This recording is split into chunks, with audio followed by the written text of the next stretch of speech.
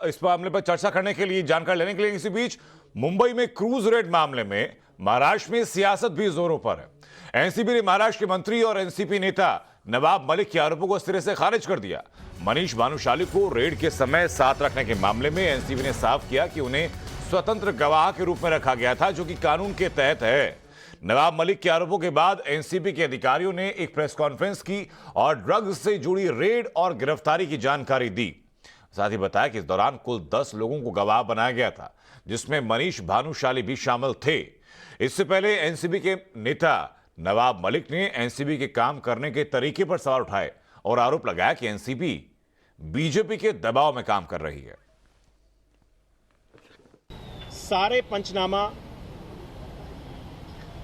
कानून के प्रावधान के हिसाब से बनाए गए हैं। कानून में प्रावधान है इंडिपेंडेंट विटनेस को शामिल करने का। तो इंडिपेंडेंट विटनेस जो शामिल किए गए हैं उनके नाम मैं पढ़ देता हूं। प्रभाकर सैल, किरण गोस्वामी, मनीष भानुशाली,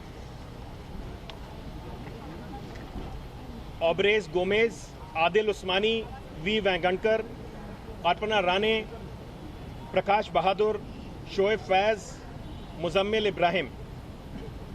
अभी तक की कार्रवाई में क्रूज शिप पे हुए ड्रग की रिकवरी और सीजर के बाद 4 और सीजर किए गए हैं, जो कि एज पर प्रोसीजर और रूल्स किए गए हैं। केस का अन्वेषण जारी है।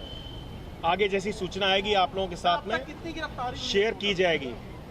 सर, एक महाराष्ट्र के मंत्री ने आरोप लगाया उस पर। कुछ आरोप जो हमारे ऑर्गेनाइजेशन पे लगाए गए हैं, मैं कहना चाहूंगा कि वो बेसलेस हैं और सभी प्रक्रिया फॉलो करते हुए, सभी रूल्स फॉलो करते हुए हम लोगों ने कार्रवाई की है। इस मामले में जानकार सियासत भी हो रही है। महाराष्ट्र के पूर्व मुख्यमंत्री देवेंद्र फडणवीस ने नवाब मलिक के आरोपों को सिरे से खारिज किया। क्या कुछ कहा उन्होंने, सुनवाते हैं आपको। देखिए, नवाब मलिक जी का दर्द ही कुछ और है। एनसीबी ने उनके डायरेक्ट रिलेटिव को ड्रग्स के मामले में अरेस्ट किया है। तब से लगातार एनसीबी के खिलाफ वे आग उगलते हैं और इस प्रकार के बयान देते हैं। सवाल यह है, क्या ड्रग्स की पार्टी चल रही थी? और अगर चल रही थी तो क्या उसका समर्थन नवाब मलिक करते? वे उसके ऊपर क्यों नहीं बोलते? तो ऐसे समय इस प्रकार से बीजेपी का नाम लेना और उसको एक राजनीतिक रंग देना, मुझे ऐसा लगता है कि किसी के इशारे पर नवाब मलिक इसको मोड़ने की कोशिश कर रहे हैं। लेकिन जो सच है वो सच बाहर आएगा। वैसे कि अनुज लगातार हमारे साथ बने हुए। अनुज, इसके पीछे की वजह क्या है? ये नवाब मलिक अचानक से हमलावर क्यों हो गए? इनको एनसीबी के अंदर खोट क्यों नजर आने लगे?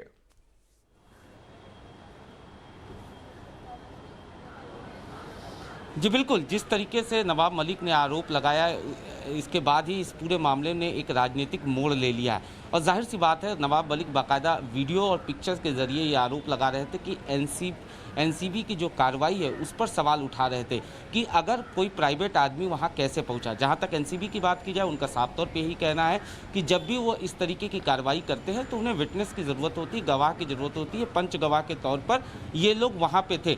एनसीबी ने बाकायदा पूरी लिस्ट जारी की है, जिसमें 8 से 9 लोग हैं जिनके बारे में एनसीबी ने बाकायदा नाम सहित ये बताया है कि ये वो लोग थे जो उनके विटनेस थे और उन्हें एनसीबी दफ्तर इसलिए लाया गया था ताकि उन विटनेस के तौर पर उनके हस्ताक्षर और तमाम दस्तावेज उनसे लिए जा सके।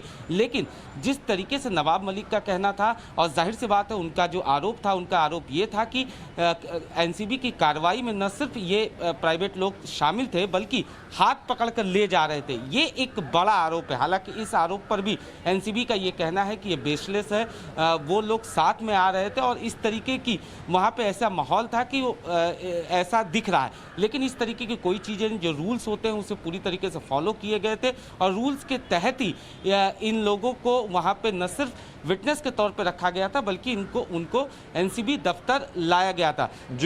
तो निश्चित तौर पर इस आरोप के बाद एक राजनीतिक जो रंग इस मामले में दिया जा रहा है और साफ तौर पर आरोप लगाए जा रहे हैं एनसीबी की कार्रवाई पे। वहीं दूसरी तरफ एनसीबी अपने पक्ष में तमाम चीज़ें कह रही है, लेकिन जाहिर सी बात है कहीं ना कहीं ये सवाल जो है वो लाजमी है कि आखिरकार अगर वो विटनेस के तौर पर था तो वो हाथ पकड़कर आरोपी को क्यों ला रहा था, ये एक सवाल है जिस पर एनसीबी पूरी तरीके से कुछ भी बोलने से मना कर रही है। जी लेकिन एनसीबी का स्टैंड क्या है शिवानी फिलहाल इन आरोपों को लेकर के? देखिए, सबसे पहले मैं नवाब मलिक के आरोप की बात करूंगी। नवाब मलिक के जो दामाद हैं समीर खान, उन्हें कुछ दिनों पहले एनसीबी की गिरफ्त में लिया गया था नारकोटिक्स कंट्रोल ब्यूरो के एक ड्रग नेक्सस में, जहां उनके ऊपर भी एनडीपीएस के एक्ट को लागू किया गया था। ड्रग की तस्करी में नवाब मलिक के दामाद का नाम था, जिसको लेकर लगातार एजेंसी जो थी नवाब मलिक की आंखों में चुभ रही थी। और अब जब आर्यन खान का मामला सामने आया तो नवाब मलिक को एक मौका मिल गया था इस एजेंसी के खिलाफ बात करने के लिए, जहां पर उन्होंने तथ्य निकालने शुरू कर दिए थे। फिलहाल जिस तरह से वो फोटोज और वीडियोज वायरल कर रहे हैं, सोशल मीडिया पर शेयर कर रहे हैं, प्रेस कॉन्फ्रेंस के जरिए भी उन्होंने ये शेयर की चीजें, उससे ये तो साफ हो चुका है कि एजेंसी से जो उनकी नाराजगी थी वो इस प्रेस कॉन्फ्रेंस के जरिए नवाब मलिक ने जाहिर की। हालांकि वही एजेंसी का साफ साफ कहना है कि जो भी विसल ब्लोअर्स थे, जो भी वहां मौजूद गवाह थे जिनकी सिग्नेचर चाहिए थी, उस रूप में भानुशाली मनीष को वहां ले जाया गया था और इन सारे लोगों के नाम रिकॉर्ड पर हैं। ये कानूनी रूप से प्रक्रिया के तहत आता है, इसलिए इनकी फोटोज या वीडियोज आना बिल्कुल लाजमी है। जिस तरह से भानुशाली की एक आवाज भी टाइम्स ऑफ भारत पर हमने सुनी थी, तो भानुशाली का भी ये साफ साफ कहना था कि जगह छोटी होने के कारण जब एक साथ लोग अंदर जाते हैं तो साथ में फोटो या वीडियो आ सकती है। तो कहीं ना कहीं यहाँ पर नवाब मलिक की नाराजगी दिख रही है। वहीं एनसीबी, और यही बात दरअसल देवेंद्र फडणवीस भी कह रहे हैं कि जब से उनके रिश्तेदार के ऊपर कार्रवाई की गई है तब से उनकी तकलीफें बहुत बढ़ गई। बहुत बहुत शुक्रिया अनुज और शिवानी आपका जुड़ने के लिए। वहीं जम्मू